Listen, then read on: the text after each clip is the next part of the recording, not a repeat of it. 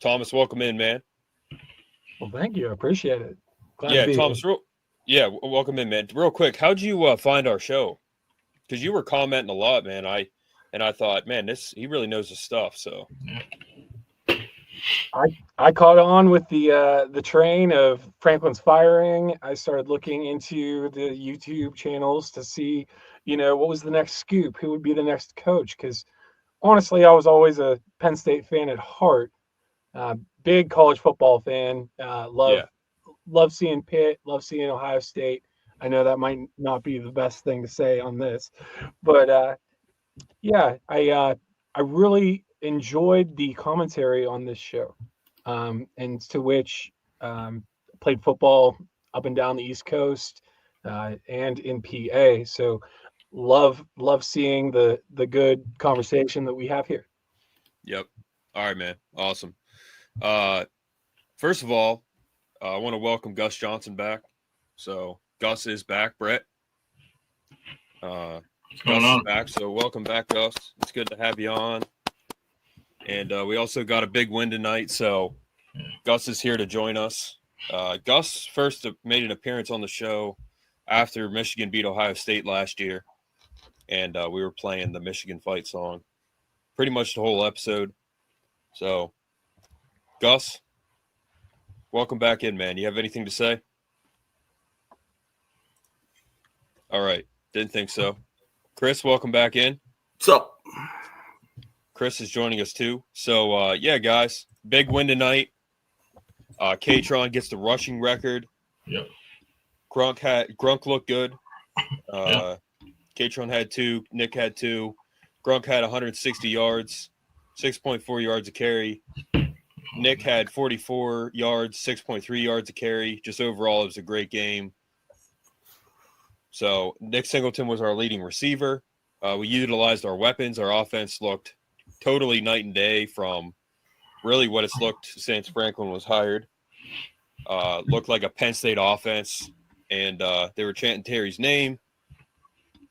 Terry Smith, I'm just really proud of him and everything that he's doing. All the Letterman, all the a lot of the Letterman and Mike Robb with the halftime show tonight. He said, "I'm tired of coaches coming in here and using this program for money."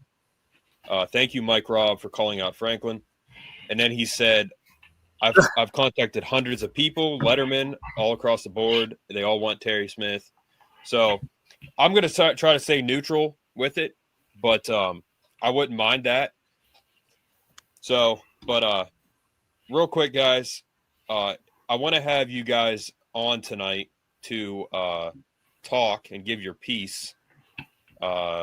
Whoever wants to come on, email me at markleskopodcast@gmail.com, and I will send you a link, and you guys can come on, give your piece for 2 minutes, and then hop off. But whoever wants to come on, just shoot me an email, and I will send you the link. If there's anything other than just PG commentary, then I'm going to kick you off immediately. So who wants to start? Give their thoughts. I'll go. All right. Yeah, I mean, it looked like Penn State football. Jason Cabinda tweeted it out. He said, "This looks like Penn State football," right? And at that point, we were up like 30-3 or something. And we took our foot off the gas a little bit, which I understand. We were just running the ball, giving it to Nick and Fat. We didn't really need to throw it. Grunk was, 11 for 12, 181. So 1 incompletion. Right. You'll take that all day. I like how he was more aggressive. Like leaving the pocket. He threw it to Rapp in the end zone, giving Rapp a shot for it. Obviously a horrible pass interference, so he didn't catch it. But, the play calling was much better. Like there weren't too many play calls where I was like, what are we doing, right? Like it looked much more clean football, simplified. They did throw our favorite quarterback, Liam Clifford, in there for a play or two as quarterback. Just to hit the K-Tron, but Brett, do you think with someone asked me about Drew Aller, if he was playing right now, would he be better? And he would be better than he was, but he would not be better than Gronk. I think Gronk has a big future. I think he's really good. Yeah, I mean, I said that in week 2, just for the record. Yeah, Grunk's great. It's really hard to say, man. We can't Drew's hurt. He's been hurt for a little while now. Like it's really hard to say what he would look like. But Drew's first game, just comparing to what he did before. That's all. With Terry Smith as a head coach, Yeah. I mean, he didn't get to play under Terry though. So as a head coach, that's what I'm saying. So, but the way I'm looking at it is Drew Aller's first game against West Virginia. He had 300 plus yards, couple touchdowns, looked really clean. And ever since then, there's been flashes, but you guys know the rest of the story. It's already been written. So, but I mean, Drew's on the sideline having a good time in a coaching role, just probably talking to Grunk and making sure he's seeing certain things. And I like him in that role on the sideline. I think that's good for positivity to keep the boys going. But yeah, Grunk looked really good tonight. Nebraska's defense looked just atrocious, really bad. They did not. I don't know. That was total dominant. I think I don't know if it was domination, but they took it to them 100%.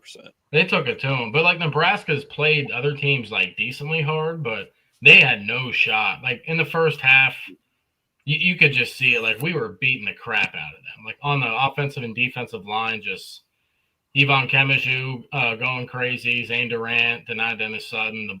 The guys were going strong. Offensive line played well. They made Nebraska's defensive line look like they were still in high school or something. It was bad. Yeah, I mean, Kobe Howard, I don't know if he started, but he basically started. He got that nice catch.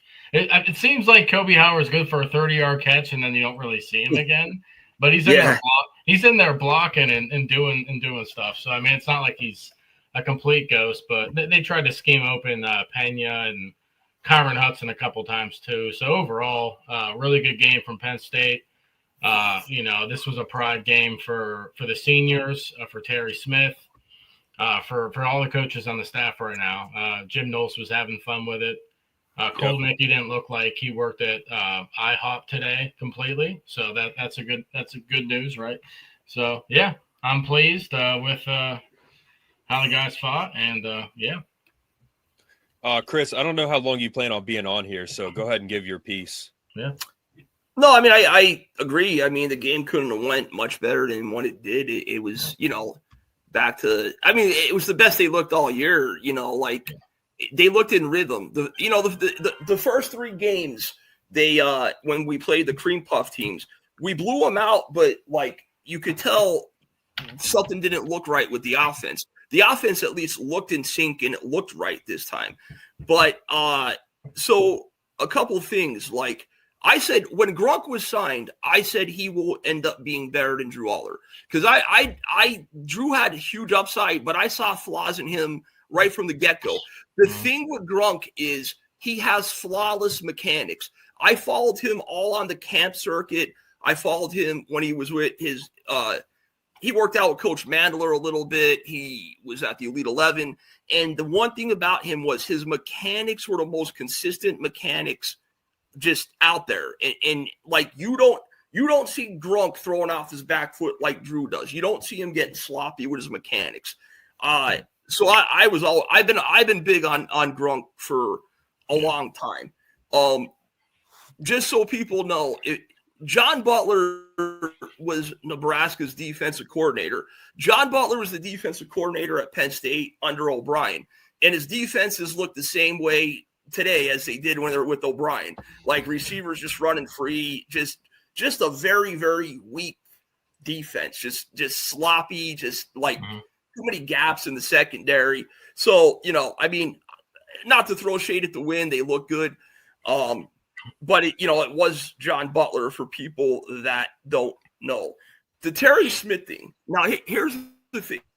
I still think it's going to be hard that they actually hire him. If they don't get Kalen DeBoer, I would hire Terry Smith. And here's why the case I'll make. Because everybody's going to say people are overreacting to just one emotional win. It's a lot more than that. Keeping your players, this young talented team intact is so vitally important to rebuilding for next year. And we don't have a strong schedule next year. This rebuild could happen really quick if you keep this young team intact, you hit the portal hard, you get some missing pieces. This could be a playoff team next year. We don't play Oregon, we don't play Ohio State, we don't play Indiana, we don't play Iowa. We have an easy schedule. You got it. I would hire Terry Smith to keep this team intact. Number one. Number two, he's been one of the best recruiters in the country. And under Franklin, the past 10 years, he's been the number one recruiter on the staff. He's the number one recruiter on the staff. And he's making the necessary adjustments out there. You could see the differences, just as, like we've been talking about. He ran K-Tron more. He made it a point to push the ball downfield more and get a vertical passing game. Defensively, I don't remember where it was, if I read it on a message board or somewhere, but I heard this past week that he, I guess, went to Knowles and he wanted to install some Manny Diaz type of aggressiveness, some Manny Diaz schemes. And I don't know if you guys remember when Manny was here, but in Manny's defensive line on run defenses, he would rush gaps with his defensive tackles. It wasn't always like, it was kind of like rushing on slants. You would see 2D tackles rush gaps to one side where the linebackers would clean up the other side. And I recognize that tonight. Not all game, but I recognize that early on. Like, you could see Terry knew how to make the adjustments. And the thing is, there's no slam dunk hires out there outside of maybe Kalen DeBoer. There's no guarantee Brent Key, I like Chesney, but Chesney, Brent Key, Drinkowitz, who I think is probably out of it. I don't think any of these guys are slam dunk hires better. And something I'm going to say here that goes against the grain, but this is for the workforce in general, not just coaching. Experience is important, but it's sometimes overrated. And here's what I mean by that. You get a job. Terry Smith's been in the coaching business for a long time. You get a new job. You learn the ropes the first couple months, 2-3 months. Once that kicks in, your work ethic is what takes over. And that's what separates people. That's what separates coaches. And obviously your intelligence and knowing what to do. Like, you see in the workforce, people that might have been around in the job 10, 15 years that have all this experience, but they're just lazy and they're not the brightest guys and they just barely skate to get by and collect a paycheck. And then there's other guys that are younger and hungry. And so experience, sometimes it's not everything. So if we couldn't get Kalen DeBoer for the simple fact of Terry earned this, he would keep our team intact. We would have the best roster going forward into 2026 with Terry Smith. Made the right adjustments. The guys will run through a brick wall for him. And he's a confident guy that you could trust on getting the job done. So that's my case for Terry Smith. All right, Chris. Chris, do you want to stay on? You want to hop off? What do you want to do? I'll stay on for a little bit. I'll let you know if I got to roll. All right. Yeah, my dad, Mark Sr. is joining us. Yeah. Again, he was at the game. He graduated. Dad, this is Chris Gorky. How are you, sir? Watched him. Good. How are you? I'm good. And this is Thomas James. He's a viewer, a member, and he found the show through, I guess, the algorithm. And this is Brett. You know Brett.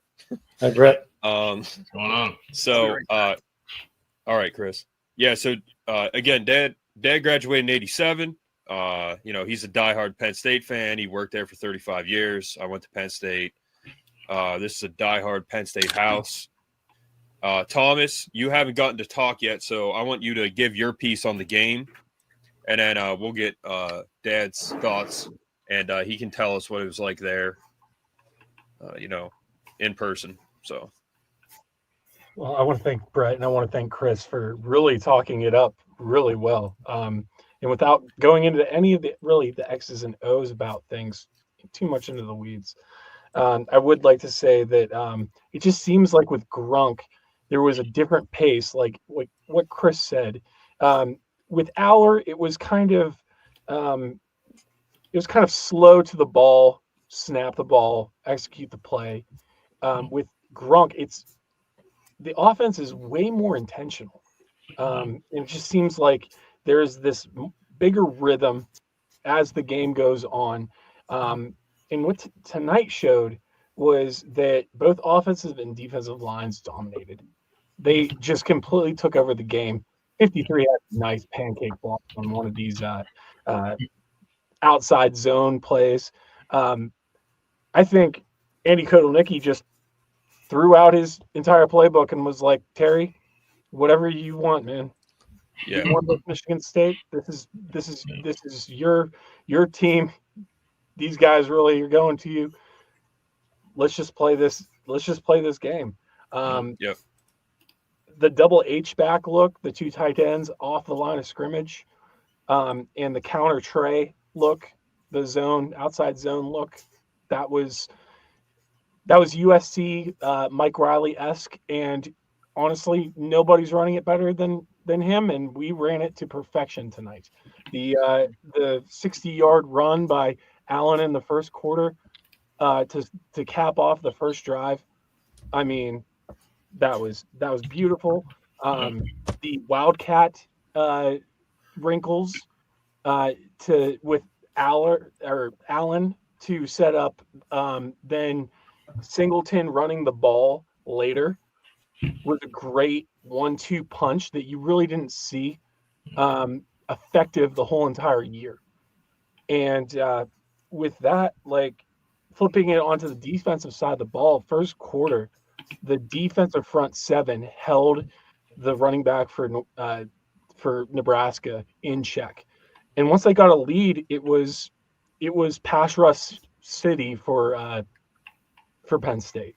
There wasn't any give to that.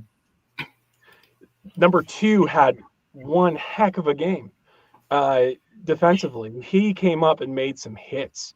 Running backs and wide receivers played an excellent game on defense.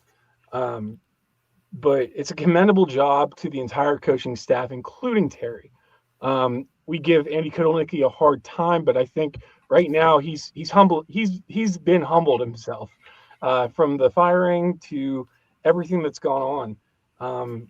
And I think Knowles too. I mean, talking about what Chris was saying about incorporating some of the Manny Diaz type blitzes, stunts. They started running these TE stunts with their line, and DDS got another sack tonight later in the game. But you finally started to see your front four really overtake an offensive line that is pretty solid. And I mean, that's a good coaching staff over there in Nebraska. Mm-hmm. It really is. They did not play a very good offensive game, but I really think that tonight Terry really solidified a lot of things. He really put it in a lot of people's hearts that, man, he might be the right person to lead 2026 with everything going on with the recruits in 2026. I mean, you had players holding up hire Terry, hashtag hire Terry. Yeah. It was beautiful to see. And one thing that I saw post game too, maybe one last thing. There wasn't a lot of people in the stands. It was a cold night. I noticed that too. Like the top half of the bowl wasn't really full. The student section was kind of empty. They all went home for break. Yeah. And you had some goings around that might be a whiteout. It might have had, there might have been some fanfare that, last game of the season, senior night. But I'd rather be in a Beaver Stadium like that and be able to focus as a player and as a coach and not having the weight of the world on me than having full stand, full fanfare, the Franklin coach team with the Oregon game. It was something to see as an old coach doing old coach things for a good organization. I'm very thankful to see that Penn State is starting to really flip their script, and where they could have folded. They could have folded this week because of the hiring of James Franklin at Virginia Tech. They didn't. They focused. And it seemed like from start to finish, they finally played a complete game against a decent team. Yep. Again, guys, if you want to call in, just email me at markleskopodcast@gmail.com. I'll send you the link. We're going to keep it PG. If you don't, I'm going to kick you off. We already had one person hit us up. So, Dad, we're going to get your thoughts. Thomas, are you staying on? Or are you just giving your piece? Or I can come off. I can stay on if you'd like me to. It doesn't matter, man. We're Chris. You're staying on too, and everybody can stay on. I'm just making sure. Dad, you were at the game, so how was it? It was really nice, beautiful. Wow. I sat in my daughter and I sat in north end zone, row 4 from the field. So you're basically sitting on the field. That's how flat it is. It was a lot different at Indiana, or during the Indiana game. We were up in EFU, almost maybe 20 from the top. It's a different view up there. You either got to watch a play in the end zone or the jumbotron. So it's a big adjustment. So because people are standing up and you can't see over the guy, you can't see over the defensive or offensive line to see the whole field. But it was nice. I got some notes. It's hard to tell if I like that view or the other view, but we were hollering, the fans were up. I would say there was probably 90,000 there. Like Matt or Chris or the other, the other guy there. He said there was a lot of empty seats up there. Half the student section was empty because they went home for Thanksgiving break. It was cold, but there was some Nebraska fans around us. They were doing their chants and stuff like that, but they kind of left at the third quarter. I saw my daughter and I, Heather was at the tunnel.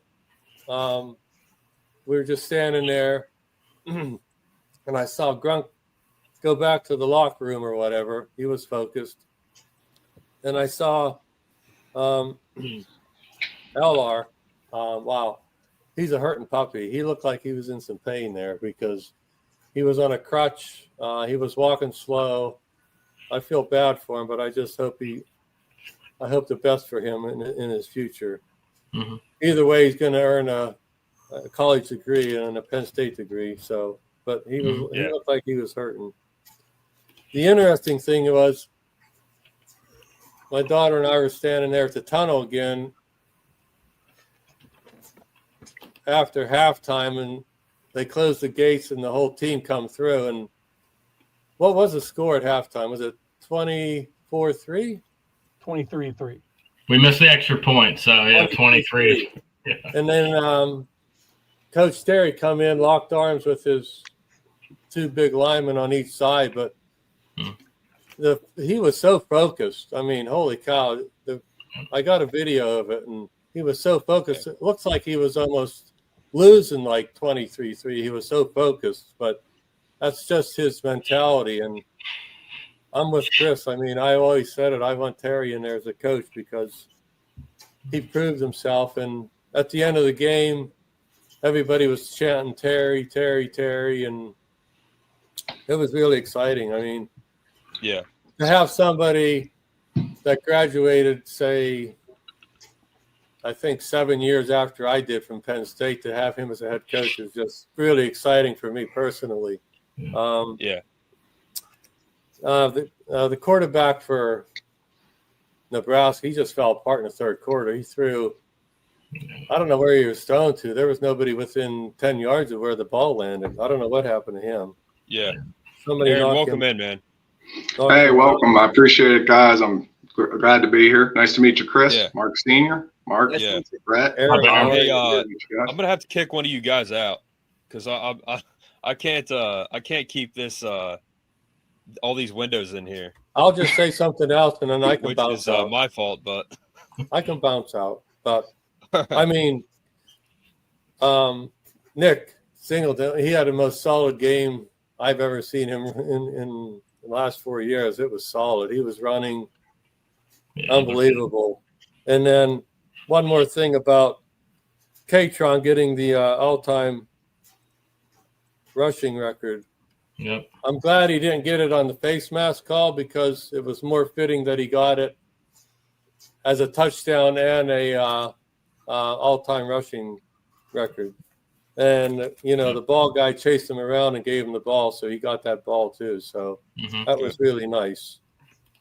And I think, I don't know if it was Chris about Manny Diaz and Coach Terry implementing his defense, but Coach Terry talked about that during the press conference this week. He called it a prowler package where they're sending more ends at the same time. He did it against Indiana where he sent both ends and they crashed that quarterback. But I'm really glad he's taken up the Manny Diaz defense scheme. So, and a big thing too is what did we shut that runner? We shut that running back down for Nebraska he had because Yeah. Emmett Johnson. Is that He him? had one He had big run. That was he it. had 100 yards. That's it. Because One big Emmett run. Johnson, Emmett Johnson and the running back from Temple, who we play next week? Rutgers. Rutgers. They're both up for the Doak Walker Award. So for somebody to be up for that award, which is pretty prestigious, and we shut them down, the Yeah, defense showed up this week. So 100%. it was really exciting. Yep. I'm glad I was on here. I can bounce off. All right, Dad. Nice meeting you, good. sir. Yeah, Something yeah. I just want to say real quick, like to piggyback off what your father said regarding Terry interjecting, like I was saying, you know, they used to talk about Franklin meddling in the offense and that was a negative and blah, blah, blah. But that's a good head coach recognizes what's not working and he's supposed to meddle and fix things. And that's what Terry did. You know, he recognized what needed to be done on offense and defense, and he got the job done. So, you know, like this is more than just emotion about, you know, like I said, considering him. Another thing is, you know, Drew's looking to come back and might get a medical red shirt. That's real interesting to see what happens. Now, just imagine if Terry comes back. What does Drew do? Does he want to come to Penn State? Does he, you know, nobody knows. That's down the road. Hasn't been approved yet, but, you know, he's probably going to be approved. Yeah, and it'll be really interesting to see where he goes. I think they'd be crazy to go back to Drew and not stick with Grunk if he does come to Penn State. But He probably goes to B-Tech. whatever, that's down the road. Yeah. he Coach probably goes to Terry B-Tech. put that freshman That would be the quarterback, dumbest so he decision didn't to make. hesitate Like, to replace that. If there's a University of Alaska, I'd rather go to Alaska as a quarterback than quarterback under Franklin. I want to say I'd rather this play in too. Europe. Yeah, I want to say this too. Those stupid lights that Franklin put in the tunnel. Can we take those out? Because that just reminds me of nothing that Franklin did here except put Batman lights on the scoreboards and Listen. put lights in the tunnel. That's all he did here. So Terry Smith did one throwback for Frankie Boy today, and that was the fake punt. It was the same call they did against Minnesota with Luke Reynolds. And there was just a punch in the face in Nebraska. It was great. I mean, he wiped that tackler out, man. Holy crap. Oh, he laid him out. And And listen, all the years Franklin coached here, did he ever win a Joe Paterno 409 pin? Nope. no, You of know, course he that was doesn't. pretty awesome too by Terry. You know, Absolutely. No. Yeah. somebody mentioned on the comments there that they looked like they were playing scared under Coach Franklin. Yep. And 100%. man, I could Always. see it in Drew's face. I mean, if he made a mistake, he looked over at the sideline to see what did I do wrong. Drew might play differently under Coach Terry if he came back. That would be interesting. Yeah, I think you. By the way, do you guys know that Matt, who we were going to have on, he's coming on tomorrow. That was his sign. The hire Terry. That's his sign that he made. Oh, Wow. cool. Okay. Yeah. So But they had no offensive identity under Franklin. That's the problem. Like they literally had no offensive identity under Franklin. No. And even though Drew, the system didn't fit Drew, and he obviously deserves better. I'm just being honest. Drew's not an alpha. He's really not a take command type guy. He was always pushed to be more vocal leader. He's just not an alpha. In no offensive identity. Not really an alpha. You know, we'll get jacked up here and there at times, but give me Grunk all the way. No questions asked. I'd like Our identity now is pound the rock down your throat and then play action off of that, and it worked perfectly. Yep. Yeah. Aaron, welcome in, man. Aaron called in. He gave me a shout out on Landon's show the other night. Thank you, Aaron, for that. I appreciate it. Man. You can bounce me out, Mark, if you want. You guys mind this setup, this 6 window? I'm okay with it. I don't care. I'm fine with it. It's kind of small, but yeah, it looks pretty good. All right. Yeah, go ahead, Aaron. Welcome in, man. Yeah, I agree with what you're talking about, especially there, Chris, with the way that the team played not to lose when Franklin was in charge. Yeah. And we know that's not good football. And it translates on the field. You can see it with your eyes. It just doesn't. Everything's difficult. Everything's hard. You could say it was kind of like Jimbo Fisher at Texas A&M. Everything was a struggle for him, right? When I watch this team play now, and I said this at the Indiana game, because some people were trying to argue that game looked a lot like, oh, it's another Penn State near miss, right? But if you watch that game, it was completely different. It was nothing like the way they've been playing. And, you know, I was pointing out to somebody else that I said, like, I don't have anything against Franklin, but if you look at him, he's a coordinator's guy. If his coordinators are not just right, he's going to struggle because he's not an on the field guy. He just doesn't have it. And you can see it in, I mean, if you look at his record, when he didn't have Joe Moorhead running that offense or Manny Diaz running that defense, he was 47-27 as head coach. Most of his losses came without those two guys on his team. So I often said, you know, he might have success at VTech, but I think in order for him to do so, he needs the right coordinators. He's not the kind of guy who is going to get a team up to fight, you know, and you could see it tonight, the way Terry Smith got those guys up. They were punching people in the mouth on that line of scrimmage. Yeah. And that was where the battle was really won, right? Because now they want to run the ball. If you want to run the ball, you got to win on the line. And they were winning those battles tonight. Yep. 100%. Yeah, it came down to the line of scrimmage. I mean, this was just a I would say a dominating win. I mean, just because offensively they really, you know, they did so much. I would say it was just for us, Penn State, it was just we executed offensively so well. And Terry Smith clearly has a grip on this team. And that makes all the difference in the world. So, I mean, this is a totally different team, guys. I mean, we're seeing young guys play. Alex Tash. We're seeing Avon Kamaju. We're seeing Chaz Coleman. Like, these guys are all playing. Young guys are playing now. Franklin would not do it to his own demise. And Avon Kamaju is a great player. I mean, this is a totally different team, in my opinion. And we could win next week and then go to a bowl and win a bowl. If we win next week, we're going to a bowl.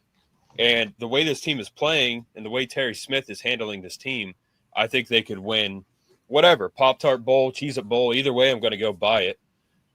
I'm going to be eating Pop-Tarts during the Pop-Tart Bowl because who would have ever thought that we would be in a bowl? You know, like, honestly. Yeah, well, yeah, Dad said it. Yeah, Dad said it after Northwestern game. He's like, we're not out of it yet. So if we would have beat Ohio State and Indiana, we'd have been in the top 12. We would. That's what I was hoping. And it is worth mentioning. Beat number 1 and number 2. To support Mark Sr.'s argument, if you look at the odds from betting odds, Penn State's still ahead of everyone in the ACC except Miami on a neutral field. Yeah. So they know. People know nothing about football.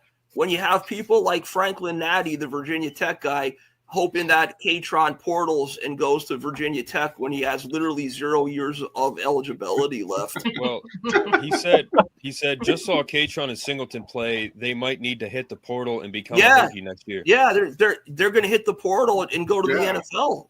Listen, they have 0 years of eligibility left. Franklin Natty, I don't know if you're a student or not, but go to the library right now and don't leave until Monday night. Go. Stay off a podcast, go to the library, and study. We're giving you a pop quiz tomorrow, actually. Come in, stop on by. You're getting a pop quiz.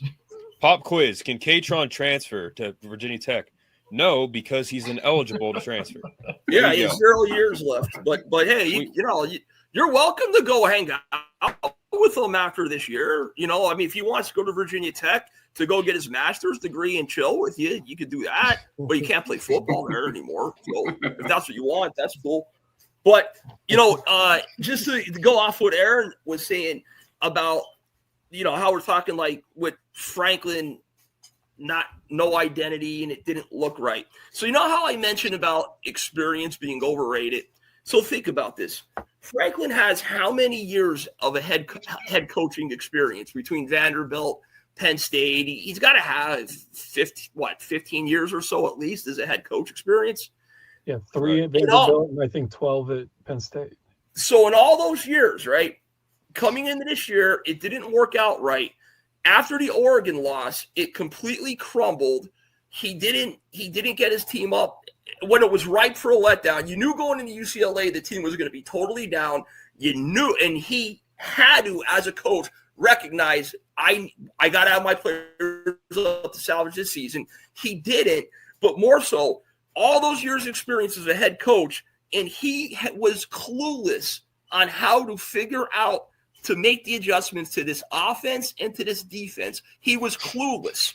Perry Smith, with 0 years head coaching experience, was able to figure out what needs to be done with this offense and this defense. So just remember that when you get all worried about experience for the head coach.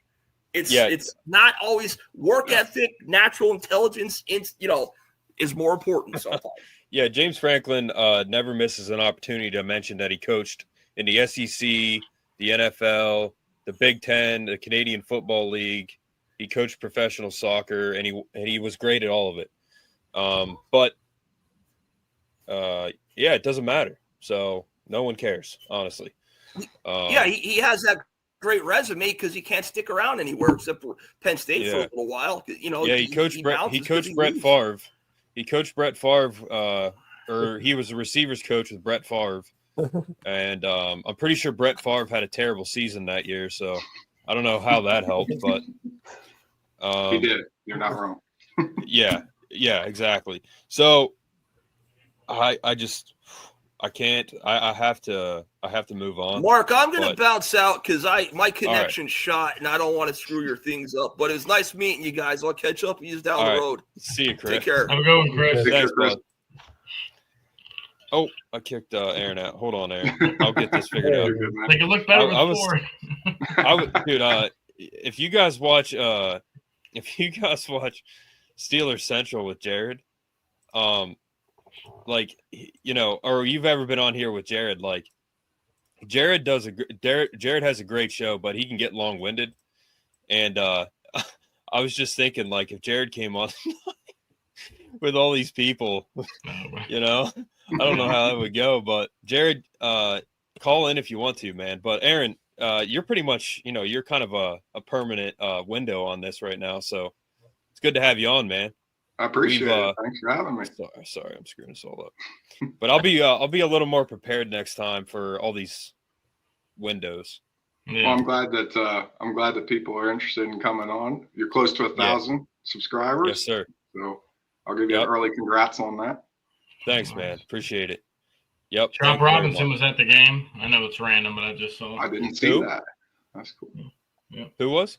Chop Robinson, he was at the game. Oh, was he? Good. Yeah, I don't know the last time he came here. It's been because he's been gone for 2 years, I think. Oh, wow. So, yeah. That's cool. Aaron, do you want to say anything about Franklin real quick? Are you good? Yeah, I was sold on Franklin back in 2018, and it really came down to the tape. It was the tape that bothered me about him. You would watch the games, and there were just things you could see, right? It was underperforming in weird areas. It was the team just didn't look ready to play. I used to tell people, I would sadly just tell them Penn State's not going to win that game, a week in advance. And I would explain to them that the reason, it's the same reason we lost to Notre Dame. It's the same reason we lose to Ohio State. We would lose those games, not because you couldn't play with them. We would lose because we would have these periods of time where the team just disappeared from the game. And it would be 20 minutes here, 30 minutes there. And it happened all the time. And even in the games they won, and this is why I always one thing I'll agree with Josh Pate on is your record does not necessarily tell us who you are, right? And, Penn State would win 10 games, but you look at Bowling Green last year, they spent 30 minutes not playing the game, right? And then they had to come back at the very end. And that was constantly happening with Franklin. It was so rare to see a 60 minutes of football where the team was playing up the whole 60 minutes, right? And I remember getting that vibe from him back in 2018 and just thinking, yeah, there's something not right with the way he gets teams, with the way he preps players, the way he gets teams ready. Something's not right here. And I was surprised in 2021 after 2 really rough years. And I know 2020, we kind of give a pass on that. But 2021, I was really surprised that they gave him an extension. Not so much, I didn't necessarily think they should fire him, but I was like, why are we giving him an extension? Mm-hmm. Right? We just went 7-6 with a team that should have been a lot better than that. And I remember thinking even then that his ability to develop players was kind of questionable to me. It seemed like players would come, and a lot of times their best game would be their first game. And Drew Aller was that example. His best statistical game was his very first game at Penn State. And you just get the feeling that, I don't know if it was what he was teaching them.